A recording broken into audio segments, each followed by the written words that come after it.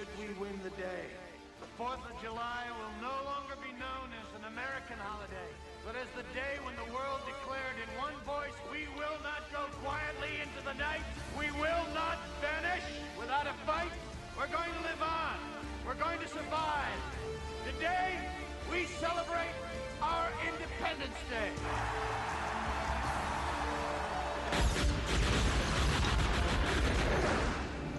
That's what I call a close encounter. That, of course, being the rousing speech from the president in the classic Independence Day movie. Felt a pro on this 4th of July 2015. Live from Little Rock, it's Shane Plays Radio.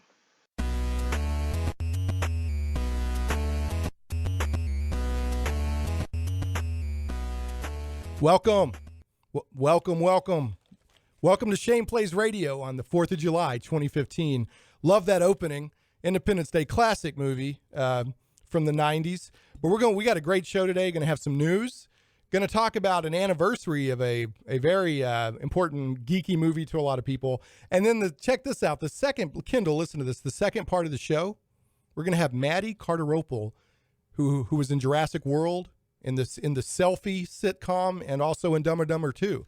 So he'll be joining us the second half of the show. Really looking forward to that. We got a lot to do, so we're going to get right into it. And now, the news.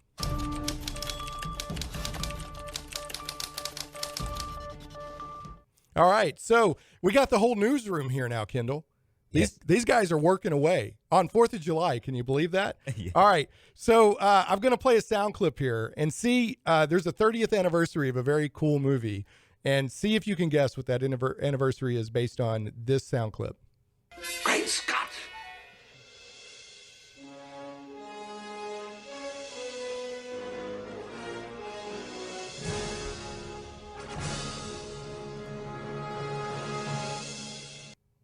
That, of course, being Back to the Future, July 3rd, 1985.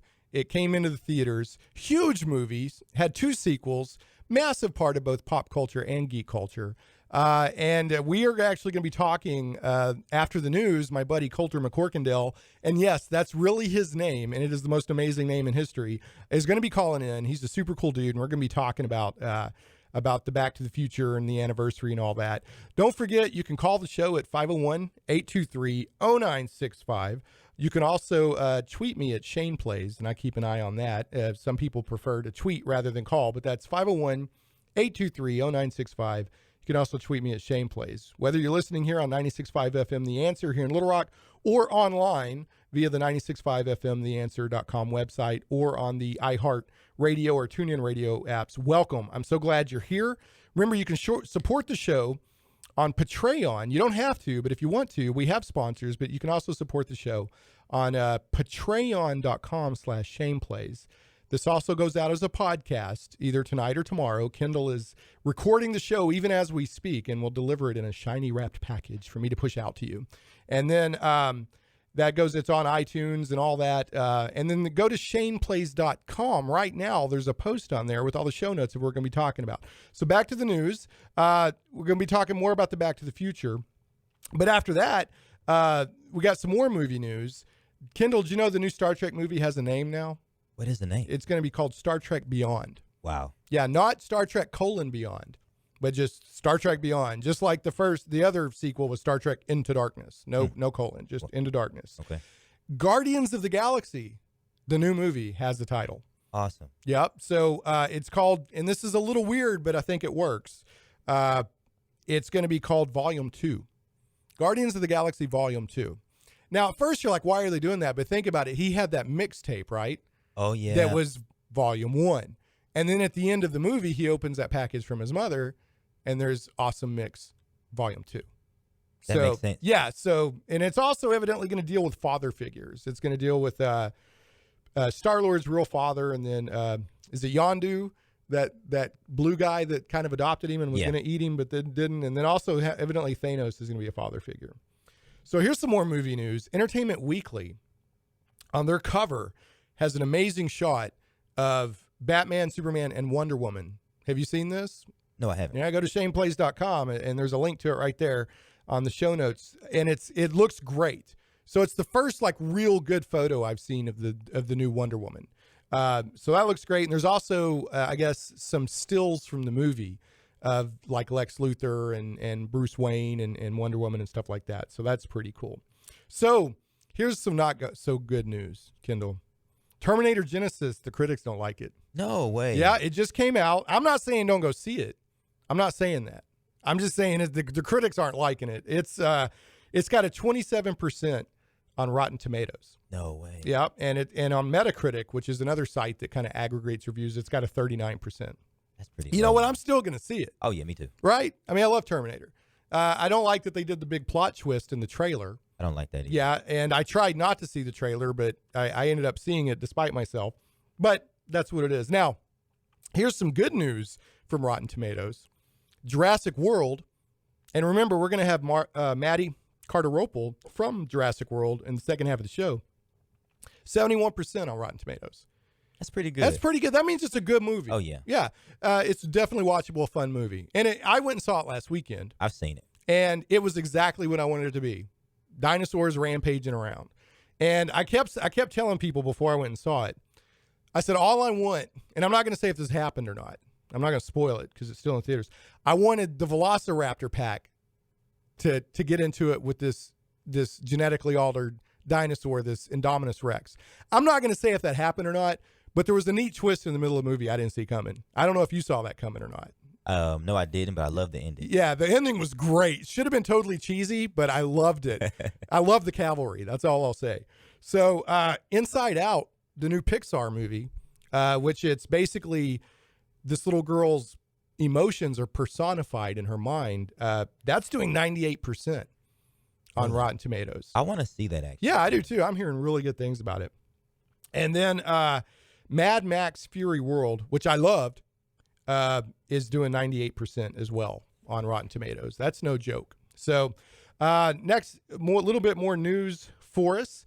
The Ennies, ENNIES, and that's from enworld.org, which is a big popular site for role-playing games, is doing, it's basically they're having the Ennies, which is the Oscars of role-playing games. So that's up right now. I think people can vote. So go check that out. And the link to enworld.org is on the show notes at shaneplays.com.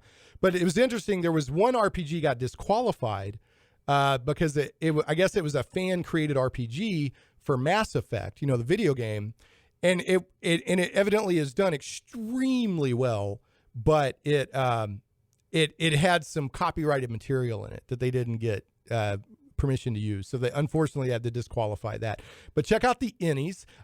There's a guy named Morris that runs enworld.org that I'm trying to get on the show. So I hope I can have him on the show before the Ennies is over with. This is also on my website. There's a link, shaneplays.com, on the show notes. There was like 45 new comic book covers from Marvel Comics that got leaked. Oh, and I could do probably a whole show going through these. They look really cool. And it seems like there's a link to the story and also to all 45 covers on shaneplays.com in the show notes. There's stuff like Venom, Space Knight, right? It's just weird stuff, but it's fun. It looks fun.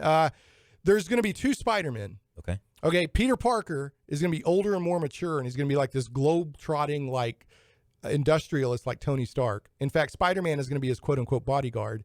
And then you got Miles Morales, who's the new Spider-Man from Ultimate. Really, he's an ethnic character, really cool character, and he's going to be the young teenage. Wow. Yeah, but they're both going to be in. And also the Spider-Mobile is making a comeback. Oh. Spider-Mobile is making a comeback, Kendall. So and we're about to wrap up. There's a new Scooby-Doo coming out by the end of the year on Boomerang. I've heard of it. It's called Be Cool Scooby-Doo. I love me some Scooby-Doo. I can't wait, man. And by all accounts, Scrappy is not in it. So no Scrappy-Doo. It's going to be Scooby-Doo, back to the roots. I had some Nintendo news I was going to get into, but I don't really have time. We're going to have to take a break and then get back with Coulter to talk about the Back to the Future. But I will say there's a couple links in the show notes. And Nintendo is saying they're not going to discount digital releases but they are planning to reward you for buying them. So instead of saying digital releases will be cheaper, they're going to keep them the same price, but they're somehow going to reward you if you buy them. And then they're also saying, and this came out of the blowback from E3 because people were unhappy with them in E3, they're saying they're prioritizing satisfying Wii U owners, which was their latest console that hasn't been doing so hot. So let's take a break. When we come back, we're going to talk about the Back to the Future 30th anniversary with my buddy, and he should be your buddy, Colter McCorkindale. So let's hit that break, and when we come back, we'll jump right into that.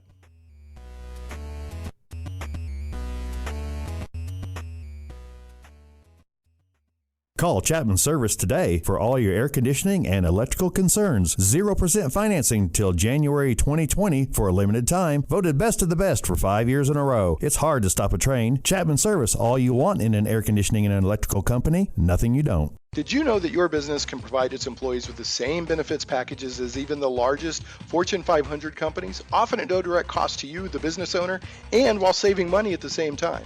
If you've always thought that you would like to offer those big company benefits to your employees but thought that there was no way, let our team at the Macomb Teague Agency come by and show you how it can be possible and how simple it is to put into place. We offer major medical and group and individual plans, on-or-off exchange, dental and vision, life products, cancer, accident, and more. These benefits create that ever so priceless commodity known as loyalty. And yes, we are ACA certified. We even offer these same benefits on the individual basis if you're just a one-person entrepreneur or making things happen on your own. Give us a call today at 501-838-6827 to schedule your no-obligation on-site consultation. The Macomb Teague Agency is serving all of Arkansas and surrounding states. 501-838-6827. Give us 1% of your trust and we'll earn the other 99. Privately owned and licensed by the Arkansas State Police, Rock City Alarm Company has been in business since 1996, specializing in sales, installation, servicing, and monitoring of burglar alarms and fire alarms for the state of Arkansas. Rock City Alarm provides service for residential and commercial alarms, and now provides cellular monitoring with remote arm and disarm. Just call John Hardiman at 501-541-8747. That's John Hardiman at 501-541-8747. Comic book lovers, Michael Tierney's local comic book stores meet all of your comic book needs with friendly service. Visit the comic book store on Treasure Hill Road in Little Rock or Collector's Edition on JFK Boulevard in North Little Rock. And don't forget to click on over to the wildstars.com website. I personally have been a customer of Michael's since the mid-'80s, and I trust him for my reserve list still today. Michael knows comics. In addition to being in business for 34 years, he has written multiple columns for comic magazines, is an Overstreet price guide advisor, and publishes his own comic book series, The Wild Stars. Trust me, these stores are run by a comic book lover for comic book lovers. Remember, for all of your comic book needs with friendly service and to get your copies of The Wild Stars, make sure to visit the comic book store on Treasure Hill Road in Little Rock or Collector's Edition on JFK Boulevard in North Little Rock, and visit thewildstars.com to learn more. Welcome back. Welcome back to Shane Plays. Just finished with the news. I got my buddy Colter on the line, and we're about to talk the 30th anniversary of Back to the Future, which is an important part of our childhoods and I guess a part of our geek DNA. Colter, are you with me? Yes, sir. Colter, the man himself. Tell everybody real quick, what does your name mean? I love this. Oh, my name. Well, I kind of had to look it up for a little bit because, Colter actually has a couple different definitions. It could either be the person who takes care of the young horses. Yeah. The Colter, or it could also mean the plow blade, the blade of a plow that the horse might carry or a donkey might sort of drive through. So plow blade for the first name. Last name traces back to, I think, Old Norse for Thorketil. So as it made its way to Scotland, it became McCorkindale. Yeah. And Thorketil means literally Thor's kettle. So you were the plow cauldron. of Thor's kettle. Yes, I like to say cauldron though. Cauldron sounds so much more imposing. The plow of Thor's cauldron. I love that. Yeah. Oh man, thanks for joining me. We're buds from way back, and we have differing opinions on some things in life that we enjoy sparring on. But the thing that glues us together is our love of geeky stuff. So, absolutely. And today, go ahead and play. Tell me if this doesn't sound good to your ears, Colter. Play that clip again, real quick, Kendall, on the Back to the Future. Great Scott!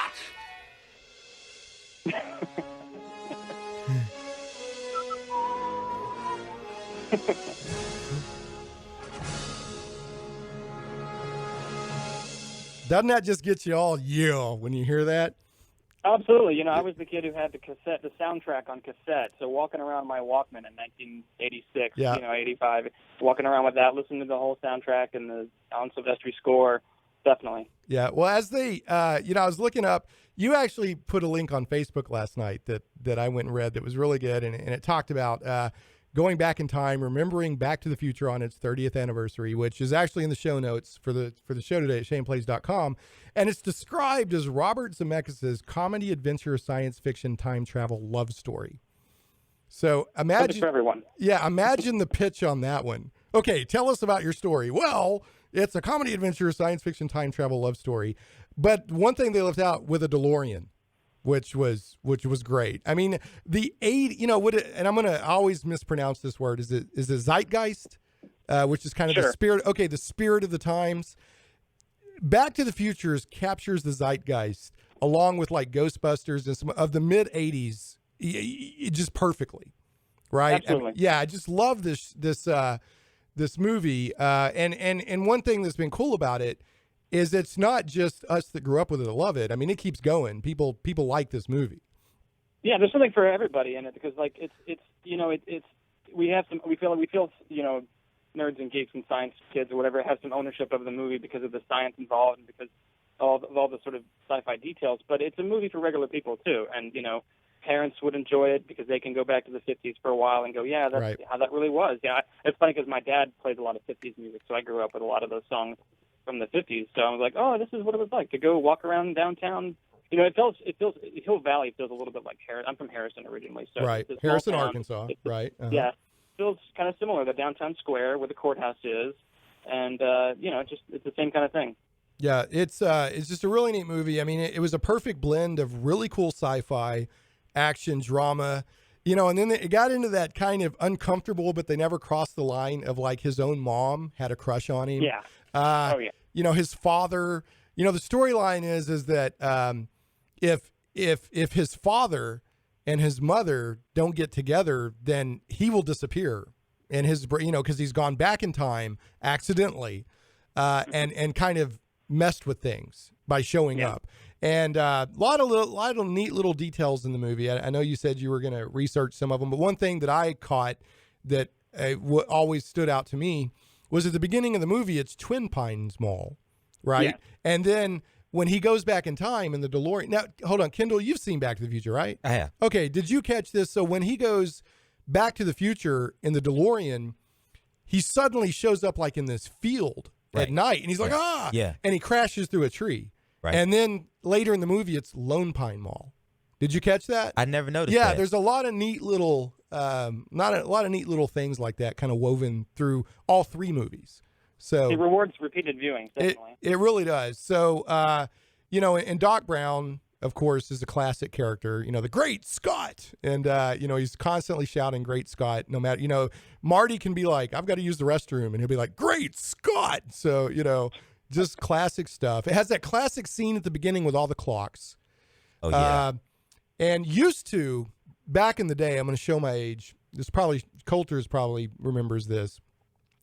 Back in the day when Laserdisc was the big deal, or Super VHS, before we really had DVD or Blu-ray or any of that, yeah. People used to say, if you wanted to test your home sound system, get a Laserdisc and show that scene at the beginning of the movie with all the clocks. Because there's so much audio going on. That was like the perfect scene to test. But of course, and this was totally 80s zeitgeist here. When you got the huge speakers, Marty fires up the electric guitar, strums it, and they explode and like shoving back 30 feet or whatever. So many great moments in the movie. Yeah. Yeah. So here I got a piece of trivia for you, Coulter. I know you'll get this because I think we both read the book. What was the name of Marty's band? The Pinheads. The Pinheads. That's right. I don't know if they went into that in the movie, but it was definitely in the book. Yeah, he does say that. He says that Huey Lewis. He says that. We're the Pinheads, and then they just start. Okay, cool. I love that. So, anyway, so I know you said you were going to dig up some trivia. If you just want to share, Coulter, like some of your favorite things about the movie and some trivia, go right ahead. Yeah, for sure. Yeah. Well, I mean, speaking of the zeitgeist, like, a few things are quite as quite as 80s, 50s as atomic, the nuclear warfare. Or Oh, right. The Right. atomic age, the connections between the Cold War and then the 80s continuing, it's like, so the original idea that Zemeckis and Bob Gale had was to, rather than it be a lightning bolt that would power the time travel, it would have to be an atomic explosion. And so they went through all kinds of ideas about, well, is this going to be like some device that he steps into, or what if we make it mobile? What if we be in a car? So the original idea was to put Marty in a refrigerator, or something the size of a refrigerator, and have it be part of an atomic detonation. But then they realized pretty quickly that no, kids are probably going to want to, Right. play in refrigerators, and nobody wants that. Right. Which is funny because you think about how many kids decided to hop on a skateboard and grab. Right. Yeah. And grab the back. Yeah. truck. Grab the back of the cars. Well, what's funny is because Indiana Jones and the Crystal Skull caught so much heck for the nuke the fridge scene. Right. Yeah. When Spielberg wanted it. What did you think about that, Kendall? When he jumped in the fridge to protect himself from the nuclear blast? Well, I laughed first and foremost. Yeah. But I don't know. Well, you've heard of jumping the shark, right? I have. Okay. I have. Well, people started now saying, well, that's when Indiana Jones nuked the fridge. No. Because he. So anyway, Yeah. but no, the DeLorean was such a classic genius idea, right? I agree. Because it's a cool car. It looks futuristic. So it's cool in its own right. And then to make a time machine out of it, I mean, that's just too neat. So Yeah, they had to do that because it was the gull-wing doors that made it look like a spaceship. It's okay, now we can fool the kid on the farm that they get the spaceship, and you can set up that whole Right. misconception with the family there at the farm. Well, I've got some numbers here. It took 231 days to surpass 200 million, but back in the 80s, that was a big deal. I mean, this, it crossed 100 million in 46 days. It earned $1 million for at least 22 weeks. It received an Academy Award. I mean, those numbers may not sound big, but in the mid 80s, that was huge. I mean, the kind of money it made. It made $842.3 million for the worldwide box office gross, and that's adjusted for inflation. And it didn't have that big of a budget, I don't think. Yeah, I don't think so. It probably had a decent budget for its day. I mean, there were a lot of special effects, but it wasn't like they didn't throw $100 million at it to make it. It wasn't that kind of movie. And it just, it really just tore up the box office. I remember being totally into it, and this was back in the day. Oh, yeah. What I used to love to do, and I think I've talked to you about this before. I think we're the same way. I liked to read the book. And then go to the movie to see how close the movie was to the book and compare everything and all that. Yeah. Yeah. So I was totally excited when Back to the Future 3 came out, or 2 and 3. But I didn't read 2, but I read 3 because the gap between 2 and 3 was a few months long, and the ending of 2 is a cliffhanger. So you're like, I gotta know what's gonna happen. Yeah. And I love cliffhangers. Yeah. So I had to go out and get the Back to the Future 3 and read Back to the Future 3 before seeing the movie. Because I was like, I know how they're doing this. They're still in a DeLorean back in 1885, and so they're going to, use that DeLorean. And I was like, yes, I was right. Right. Yeah, exactly. I mean, it was just a classic movie. Hey, we got about a minute left, Coulter. I kind of want to turn it over to you and just let you effuse if you want to on the movie and any trivia you have there. I want to tell a quick personal thing because when 2 and 3 were coming out, there was a TV special. Talking about the making of the films, and Bob Zemeckis was on there, and he was talking about the hoverboard. And I don't know if many folks remember this, but Bob Zemeckis, with a straight face, said that hoverboards were real and that they just hadn't been released to the public because of safety concerns or whatever. Oh, and that's cruel. That is on cruel. Television. He said this to me, to my young 13-year-old ears. I just assumed that hoverboards were out there somewhere. Yeah. That there was when you're young, you don't realize what's possible and what's impossible, and you think, well, there's still a world where 13-year-old me thinks that a hoverboard is still possible. We're only just now getting around to building something sort of like hoverboards. Those go around, but watching that, I was for a couple of years, I went along believing that was cruel. That was cruel on his behalf.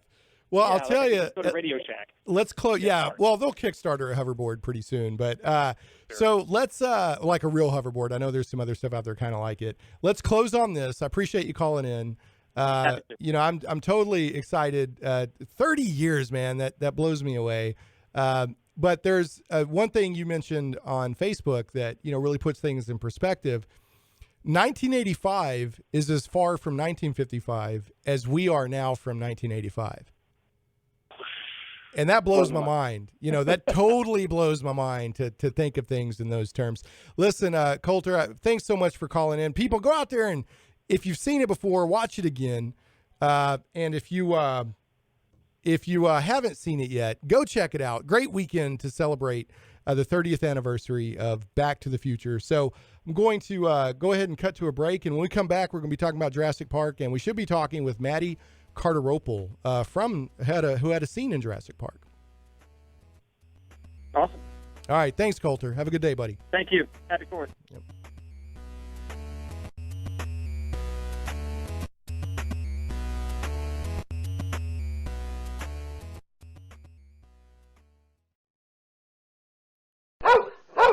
In business for over 15 years, the Hillcrest Doghouse provides full grooming, bathing, boarding, and daycare services for just about all breeds with knowledgeable and friendly staff, including a licensed groomer with over 10 years experience. The Hillcrest Doghouse uses all natural shampoos, including a pesticide-free flea shampoo. All kennels are situated where we work, which means your companion is rarely left alone, providing the benefit of full interaction with our friendly staff. Additionally, we walk your dog at least 3 times a day to ensure a happy day. Grooming and boarding packages are also available at great prices. The Hillcrest Doghouse is located at 3924 West Markham Street in Little Rock. Call the Hillcrest Doghouse at 501-296-9800. That's 501-296-9800. We're also on Facebook. Find us and like us.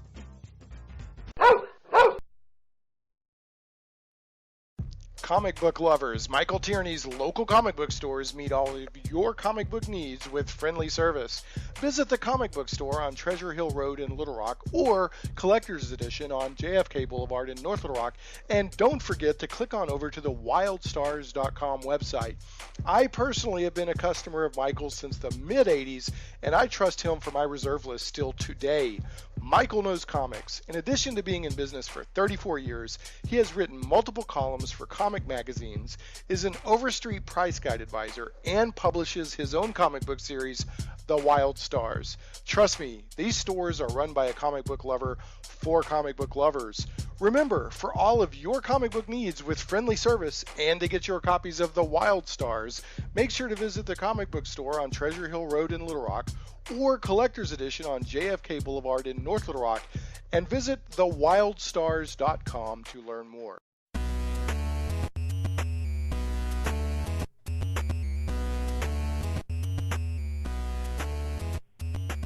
Welcome back. Welcome back to Shane Plays. Well, we're glad to be back from that break.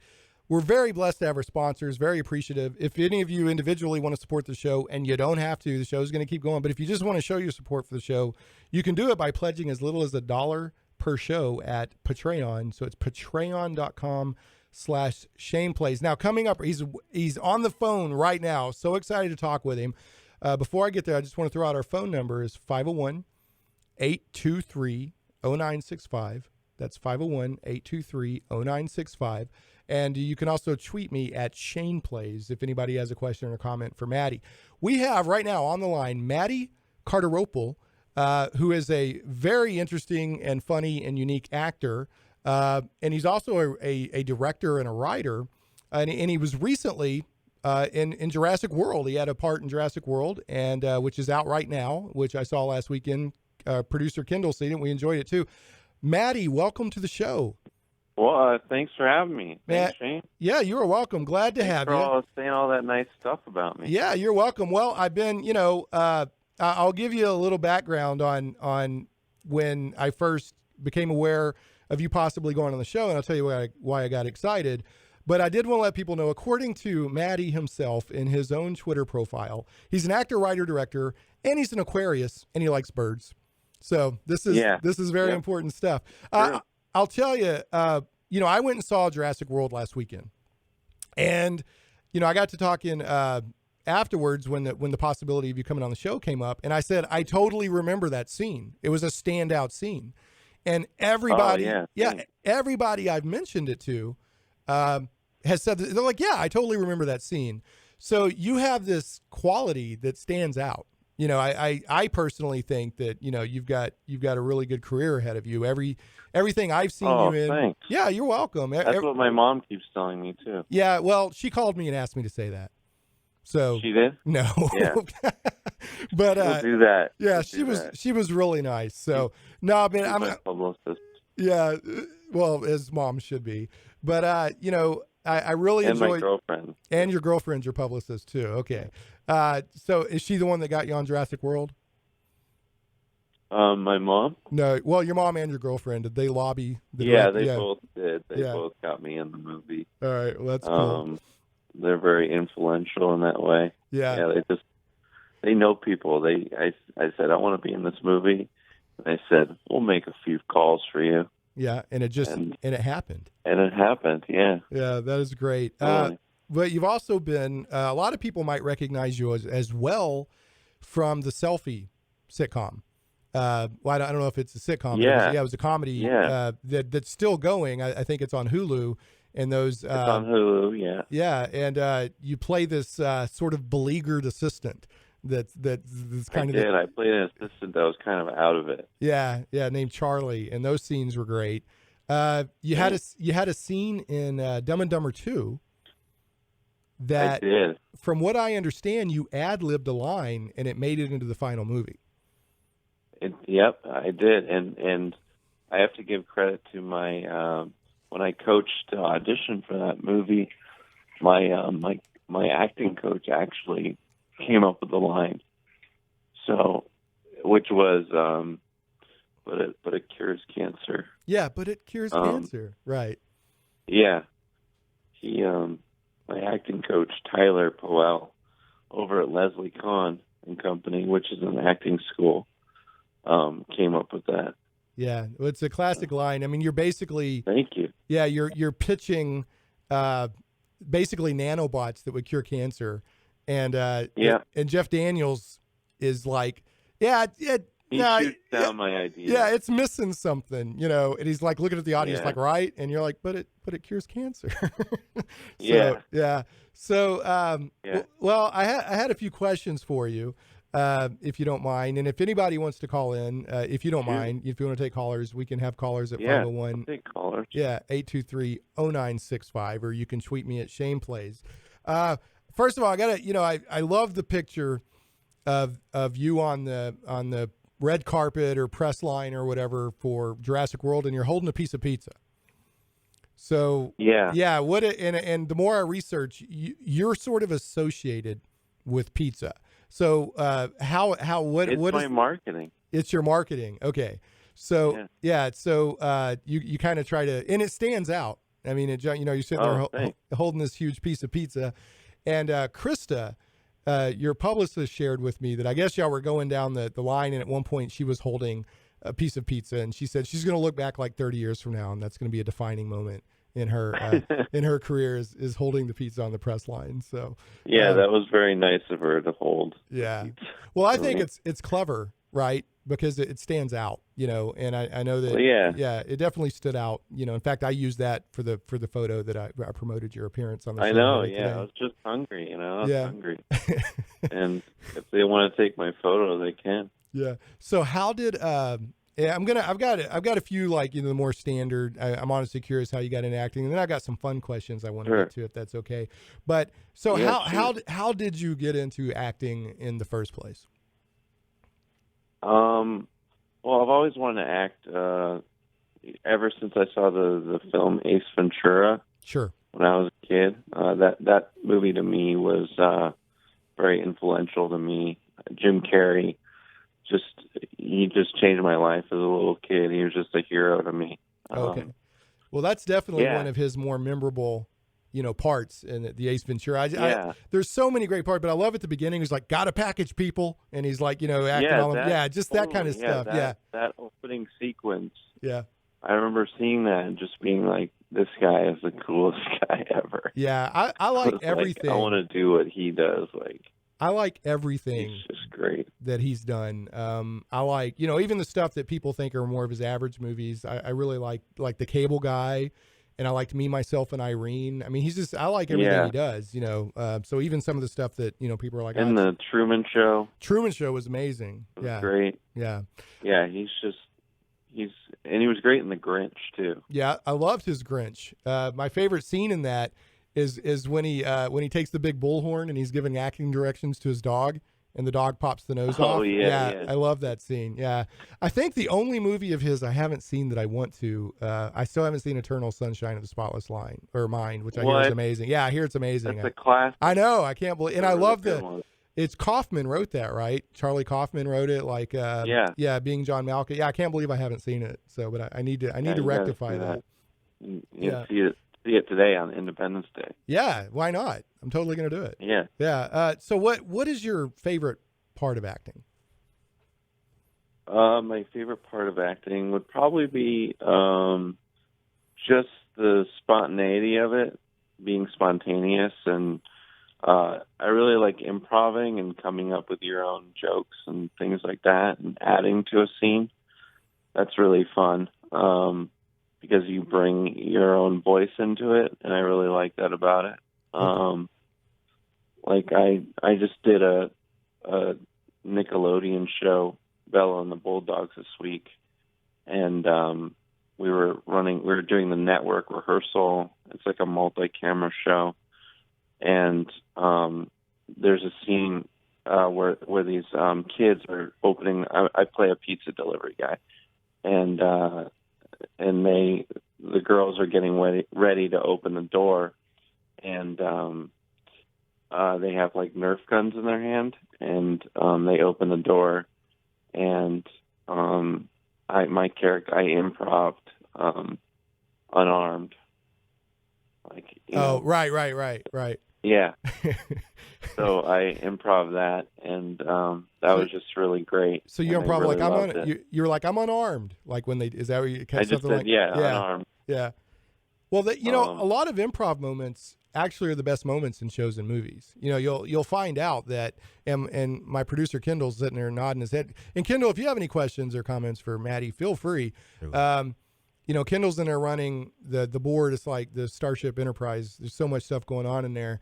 A lot of times when you find out, you see the behind the scenes on a movie or a TV show, and a lot of times the improv stuff is what stood out. And I personally believe because it has a different kind of energy because it's spontaneous. But I'm not an actor. Yeah. I'm not a director. I don't know. That's just my personal thought. So. Right. Yeah. So you mentioned that you're a writer and director in addition to being an actor. Like what kind of stuff have you written and directed? Stuff that I've written and directed a lot of short films. I directed and acted in a short film where I'm like a cat sitter for a friend. Okay. And everything goes wrong, and I don't do a very good job. Yeah. Which can happen with cats. What? I said that can happen with cats. like blocked us out of the house. And I had to go to a date also. Like I was on my way to a date, so I had to bring the cat with me to the date. Now, is this the cat on your website? You have this picture. You're holding a huge tuxedo cat. Is this the cat? That's my cat. Okay. James. Yeah. What's his name or her name? Hunter is his first name, and his middle name is James. Hunter James. I've actually have a tuxedo cat as well, whose name is Bonnie. And her name is Bonnie, I should say. But see, here's the thing. Here's what happened. Let me tell you about what happened with my cat's name. It's a big, huge Brutus of a long-haired tuxedo cat. And when I first got it, I thought it was a little guy. Because somebody said, oh, no, that's a boy cat. They told me however they knew with their magic kitten analysis skills. So that's a boy cat. I said, all right. I said, I don't know what I'm going to name this cat. And it was running around. Somebody went, you little buckaroo, talking to the cat. I said, well, Buckaroo Bonsai. I said, that's this cat's name is Buckaroo Bonsai. So wow. Yeah. So I took the cat to the vet, and he's like, you got a little girl. I'm like, So I shortened. So it's still, it's Bonnie Buckaroo Bonsai. So I shortened Bonsai to Bonnie. So that's how she became Bonnie. Oh, wow. Yeah. But in reality, she's Buckaroo Banzai.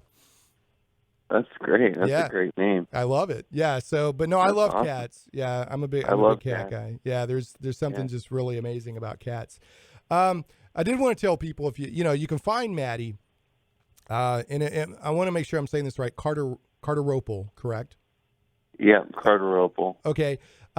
You got an IMDb page out there with a demo reel that I totally, and that's linked if you go to shaneplays.com in the show notes. It's right there.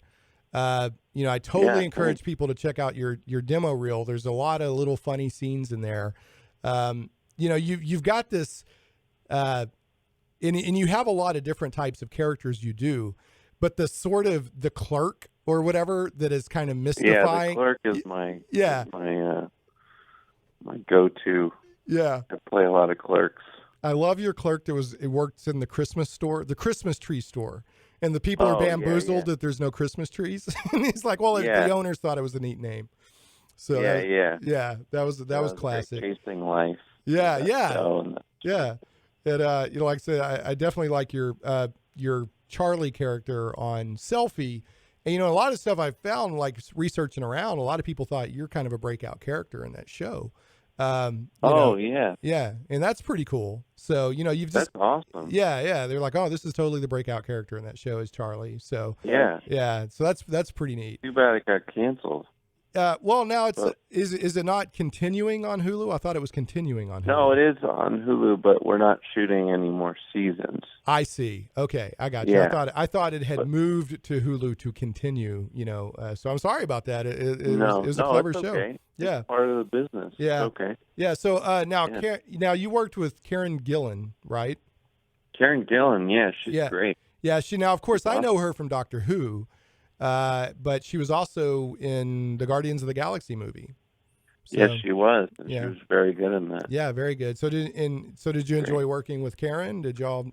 Man, she's the best. She's Scottish, and she's really fun and funny and great to get along with. And actually, she had me in a short film that she did. She made a little short film that I shot a couple months ago, so that should be coming out soon. All right. Yeah. Now, when together again. Now, when is your? You mentioned you just did a Nickelodeon show. When is your show on? When will that episode air? Do you have? I'm not idea? sure. Okay. I don't know yet. I just shot it this week, so I'm not sure. But it's called Bella and the Bulldogs. Bella and the Bulldogs. So that kind of leads me. I'm curious. You've done movies and you've done TV. Is there a big difference between doing TV work and movie work? Is it basically the same once you get on set, or is it different? Well, it is a little different in the sense that, like, movies, you have one director, and usually it's, the same writer. But with TV shows, they switch it up. Every episode, they have a different director and writer. I wondered about that. Yeah, I've seen that in the credits, and I'm like, but yet somehow they keep continuity, so it's not a drastically different show each time. So that's kind of interesting to me. Yeah. Yeah. Yeah, well, no, though sometimes it's like the voice is a little different. Some shows do it really well, but some shows, like, you're like, that's kind of, that doesn't seem like that's the voice of the show. Right. Does that make sense? It does, totally. Yeah. But, it was, that's probably the only difference I can think of.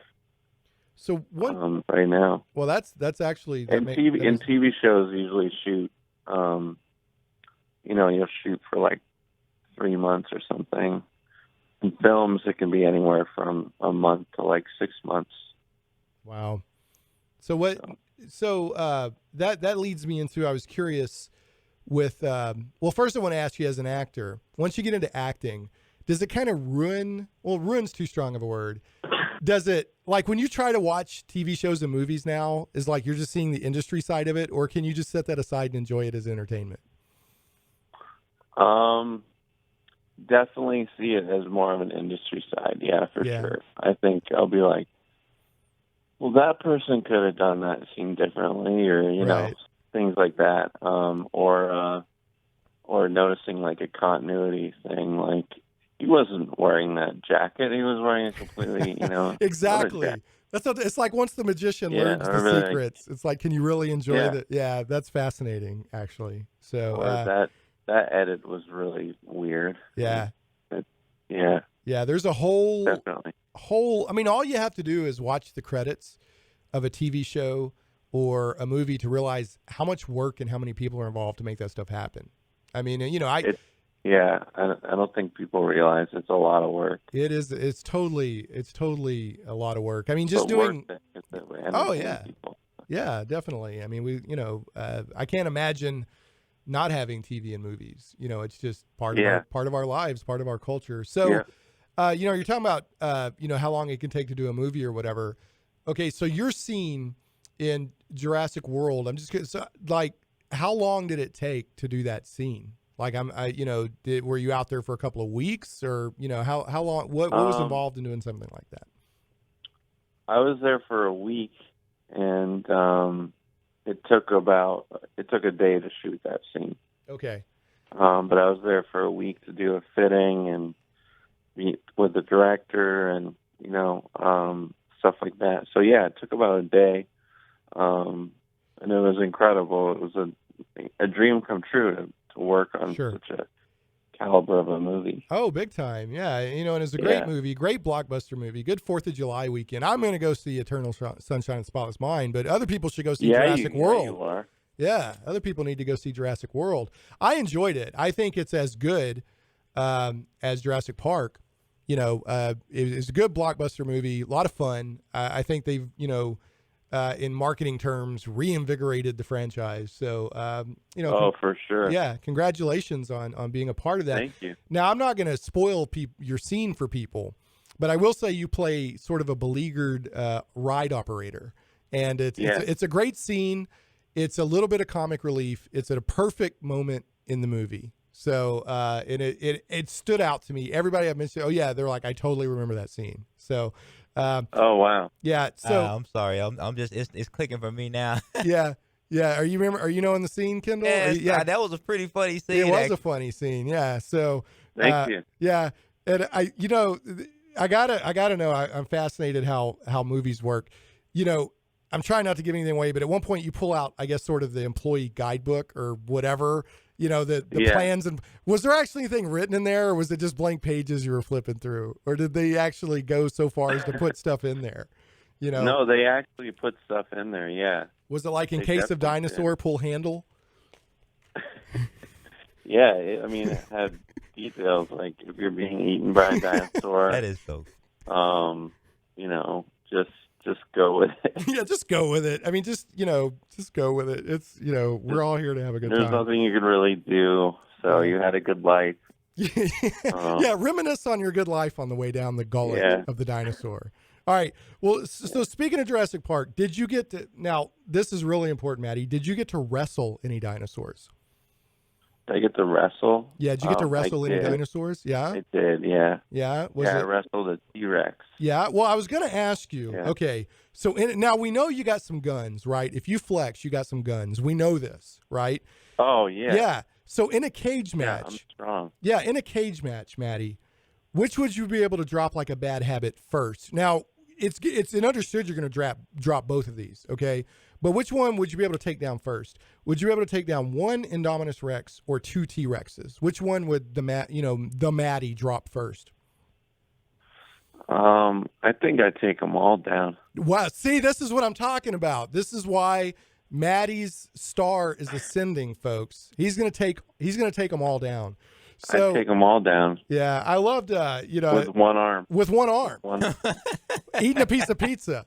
Eating a piece of pizza, he's going to drop him down. Yeah, eating a piece of pizza and taking them all down. I love it. Right. Yeah, I love it. Well, I got to tell you, I was as neat as Indominus Rex was. I'm like, T-Rex was like, Indominus Rex is a pretender. A pretender. Yeah, totally. Yeah, totally. So great movie. Now we're going to be coming to the end of the show here fairly soon. I'm going to bring you all the way through to the end. So if you hear the closing music, we'll keep talking for a little bit there, Matty. But when you saw the movie, like I assume, like a lot of the actors, you don't see the finished movie until you go to the premiere or whatever, or catch it, as in the Yeah, theater, yeah. right? So was that the case here? Did when you saw it for the first time, what did you think of it? It was okay. No, Yeah, it was all right. it was incredible. Yeah. I loved it. Yeah. It was unreal. Yeah. It was so great. I like the. I love it. It's I like such the a scene. wild ride. I think Totally. That is brilliant. Yeah, it's a perfect perfect blockbuster summer movie. I mean, Yeah, just I no think, doubt about it. The writer. Oh, sorry. No, go ahead. Sorry about that. I think the writer and director just did Colin Trevorrow and Derek Connolly just did a really great job with the script and the story. So. Well, now I'm hearing the director and the producers have contacted me on the side and said, they don't want me to throw this out there, but I can't keep this lid on you're the action hero of the next one, Matty. They're writing Really? you in. Yeah. Yeah, you're the guy. Are you? Is this for real? Or are you joking? No, I'm sorry. I'm just joking. I mean, it's. I was just joking because you can drop everybody with a piece of pizza in one arm, right? That'd be amazing. Yeah. Well, what it would be is it would be the ride operator saves the day in the second one. And that's what they're leading it up to. Yeah. So I think so. Yeah. So speaking of that, what is next for you? What do you think What's next for me? Yeah, what's next for you? I wrote a feature film where I work in a pet store, and it's just kind of about a bunch of people that work in a pet shop. Oh, okay. So is I'm working on that. I'm writing and directing and acting in that. All right. Well, Matty, thanks so much for calling. We got to close the show. There's that. I like to say time is a predator that stalks us all over our lives. I'm honored you called in, man. I really enjoy talking with you. I hope your star just keeps rising. And I'm going to keep very much. I'm going to keep looking out for you and rooting for you. So go see Jurassic World. Yeah, you're welcome. See Matty Cardarople in Jurassic World this weekend. Yeah. All right, folks. So that's going to wrap up another week. Next week we have Chris Perkins, the Dungeon Master to the Stars with Dungeons and Dragons. I wish we had more Matty Cardarople next week, but there's only so